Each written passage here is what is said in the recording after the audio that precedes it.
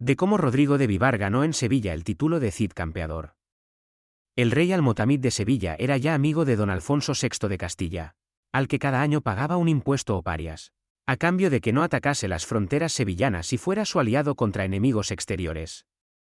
Por esto, cada año enviaba sus legados para hacerse cargo del tributo, consistentes en 10 quintales de plata amonedada, 10 mulas y 10 caballos. Había en Castilla un caballero novel de apenas 18 años que se llamaba Rodrigo Díaz, hijo de un hidalgo campesino del pueblo de Vivar. El mozo se había distinguido en Alcorte de Burgos por su alto sentido del honor, que le llevó, apenas cumplido 16 años, a desafiar y dar muerte al temido alférez del rey llamado el conde Lozano, porque se había atrevido a ofender a su anciano padre. Desde este sangriento suceso, ganó grande fama, y más aún, cuando la propia hija del conde, Jimena Lozano, le reclamó como marido pues al matar a su padre le había dejado sin hombre que la cuidase, y el rey mismo ordenó las bodas, que fueron sonadas, y anduvieron en romances por toda Castilla. Así, el joven Rodrigo figuraba ya entre los paladines más destacados de Castilla, y el rey Alfonso, que acababa de subir al trono, le encargó que viniera a Sevilla a cobrar las parias de ese año, que sería hacia 1082. Rodrigo de Vivar salió de Burgos acompañado de una hueste de 100 lanzas, y se vino para Sevilla donde fue muy bien recibido por Almotamid, quien le alojó en su alcázar de verano, palacio situado en la Barqueta y que hoy es el convento de San Clemente. Durante varios días, Rodrigo vivió como huésped de Almotamid siendo muy agasajado, y sus caballeros disfrutaron las delicias de la que era entonces la ciudad más populosa y más alegre y rica de España, tan distintiva de las ciudades austeras, pobres, sombrías y tristes de Castilla y León. Y ocurrió que mientras el joven Rodrigo permanecía en Sevilla, llegaron a la ciudad noticias de que un ejército musulmán, levantado por el rey de Granada, y al que se habían unido tropas árabes de Murcia, y algunos caballeros cristianos de Aragón y Navarra, se habían metido en los territorios del rey Almotamid de Sevilla, poniendo fuego a las cosechas, destruyendo los machares o cortijos y saqueando las villas y aldeas. El rey Almotamid acudió en persona al palacio de la Barqueta y pidió a Rodrigo que cumpliese su pacto para ayudar a defender sus dominios. Asintiendo Rodrigo y preparando sus 100 caballeros para salir al encuentro de los enemigos.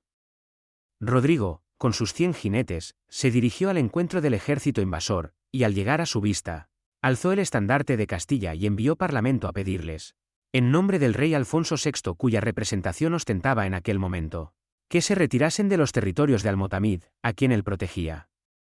El conde de Barcelona, que era el principal de los cristianos que ayudaban al moro de Granada, recibió esta embajada con muestras de burla, pues le parecía irrisorio que el joven Rodrigo con sus 100 jinetes se atreviera a pedirle que retirase su ejército en el que iban cerca de 1000 aragoneses, y más de 5000 moros de Murcia y Granada.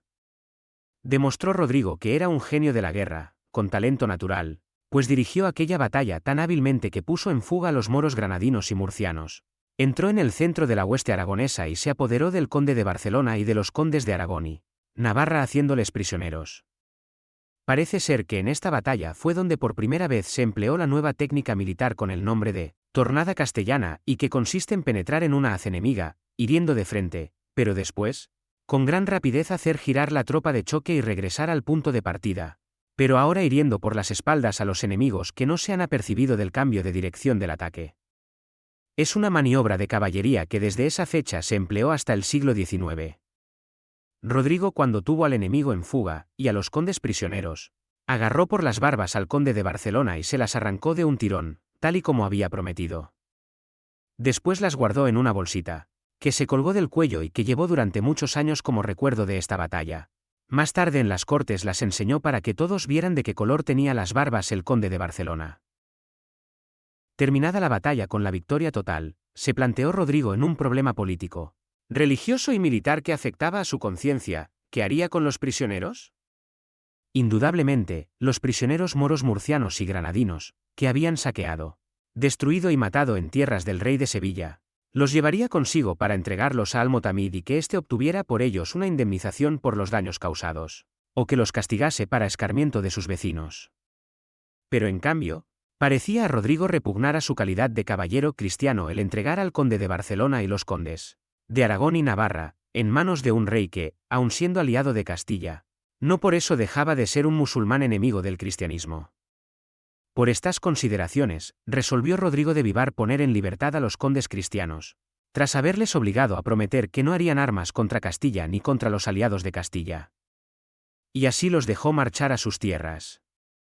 Rodrigo organizó desde el pueblo de Cabra, que era donde se había dado la batalla, el regreso triunfal a Sevilla. Entrando por la puerta de Córdoba, hoy iglesia de San Hermenegildo en la ronda de capuchinos, y yendo a caballo, acompañado de sus 100 jinetes castellanos con pendones en las lanzas, y seguido por todos los prisioneros moros y una recua de mulos cargados de todos los bienes que estos moros habían robado en los pueblos del reino de Sevilla, cuyos bienes traía para que el rey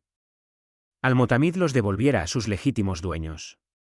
Fue entonces, en el trayecto desde la puerta de Córdoba hasta el Alcázar, cuando el vecindario de Sevilla, agolpado en las calles, aclamó a Rodrigo de Vivar con las palabras Sidi Rodrigo,